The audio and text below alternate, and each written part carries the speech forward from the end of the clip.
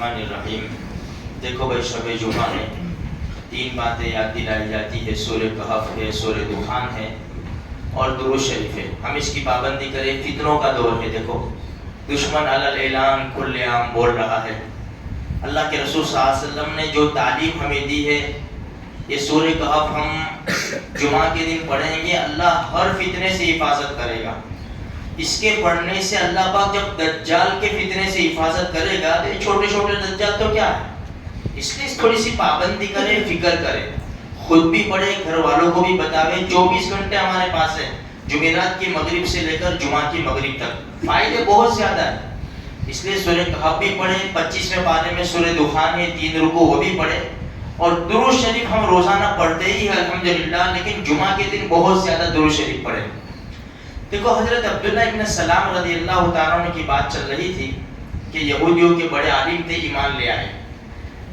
उन्होंने 3 सवाल किए थे और ये कहकर सवाल किए थे कि मैं ऐसे पेचीदा सवाल करूंगा कि उसका जवाब नबी के सिवा कोई नहीं दे सकता। ऐसे सवाल अल्लाह के रसूल के पास तशरीफ लाए और कहा कि ए अल्लाह के रसूल, मेरा पहला सवाल ये है कि क़यामत की निशानी, बड़ी निशानी जो शुरू होगी क़यामत, उसकी पहली निशानी क्या है। दूसरा सवाल उन्होंने ये किया कि जन्नतियों को सबसे पहला खाना, नाश्ता वो जन्नत में क्या मिलेगा। और तीसरा सवाल किया कि बच्चा जब पैदा होता है तो माँ की मुशाबहत पर या बाप की मुशाबहत पर, दोनों में से किसी की उस पे होगा, तो क्यों ऐसा होता है।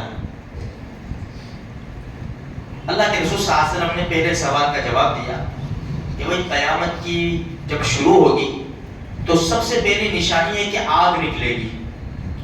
इतनी बड़ी आग होगी जो हंका कर ले जाएगी लोगों को मशरिक़ से मगरिब तक। और यूं कहा अल्लाह के रसूल सल्लल्लाहु अलैहि वसल्लम ने ये सब जवाब देने से पहले कि अभी अभी जिब्रील अलैहिस्सलाम तशरीफ लाए और मुझे इसका जवाब बताए।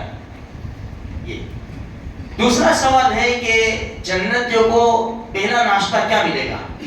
तो फरमाया मछली का जिगर। या तो मछली के जिगर के ऊपर एक बोटी है, वो जन्नतियों को मिलेगा। अब हम समझे कि मछली कितनी होती है। दुनिया की मछली की बात नहीं है, आखिरत की मछली की बात है। इसलिए एक रिवायत में पढ़ा था, जो अर्श के नीचे एक समंदर है, उसकी जो मौज उठती है, मौज जैसे मौज कैसे उठती है दरिया के अंदर, एक मौज 7 आसमान और 7 जमीन से बड़ी। फिर आखिरत का अंदाजा तो उसी वक्त हम इंशाल्लाह लगा लेंगे।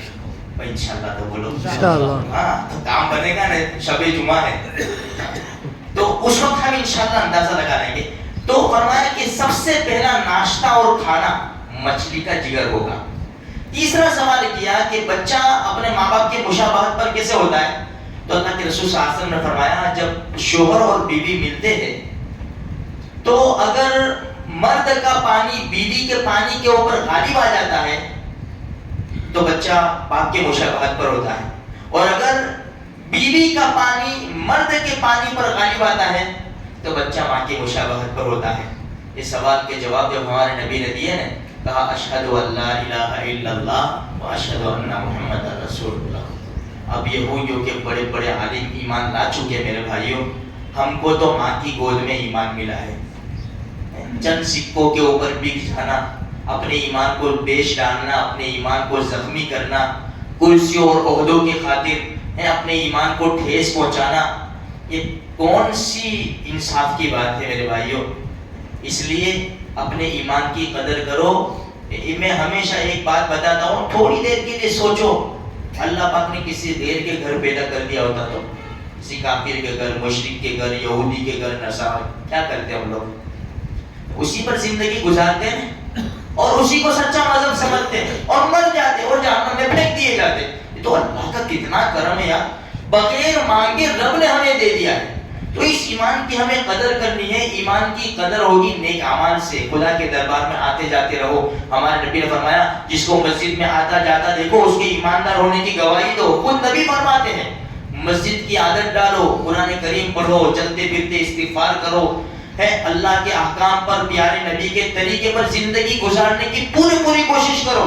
اپنے آپ کو خصوصاً حرام لقمے سے اپنے آپ کو بچاؤ, ورنہ ہماری دعائیں سر کے اوپر بھی نہیں جائے گی. دعائیں مانگیں گے یہ سر کے اوپر بھی نہیں جائے گی.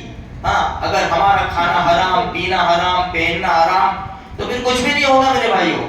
اس لیے تھوڑی سی قربانی دیں گے نا, انشاءاللہ یہ قربانی دنیا میں بھی رنگ لائے گی, آخرت میں بھی رنگ لائے گی. اللہ مجھے آپ کو سارے مسلمانوں کو نیک توفیق